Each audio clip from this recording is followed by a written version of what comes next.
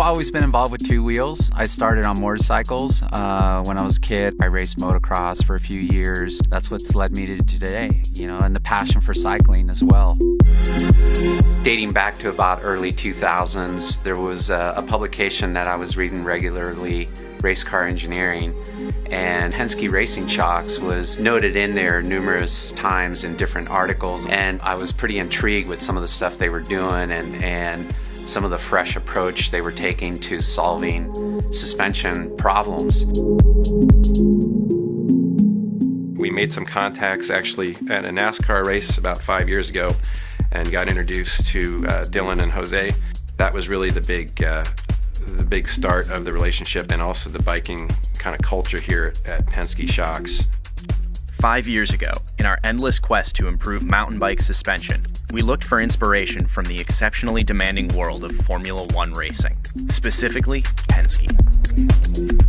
One of the things about Penske is they're completely focused on being a racing company. So what we're doing with Penske is leveraging all their R&D resources and turning that into almost an extension of our own R&D capabilities. Jose is very in tune with how mountain bike suspensions work and what he needs them to do.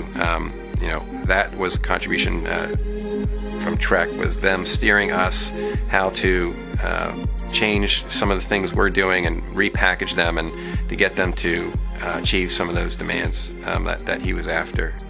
Penske did a lot of the initial testing on their own to try to get the technology to where they felt it should be. And so I flew out to Reading, and that was the first time I got to experience regressive and immediately could appreciate the potential the technology had. The next step, instead of analyzing things with a computer for 6 months to make sure it's going to work, we very quickly went into prototyping and actually just trying it.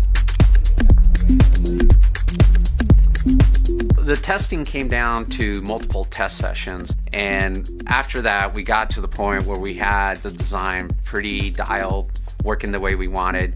And so it was in early 2013 when we presented it to Fox. Penske Racing Shocks does not mass produce shock absorbers. We only supply a very high-end, low-volume sort of supplier. What Fox does is mass produce high-quality shock absorbers and do it well. Fox took the design we came up with and refined it to implement it into production to really refine the feel and the ride quality of the damper in motion, and just the combined effort just has produced an outstanding shock.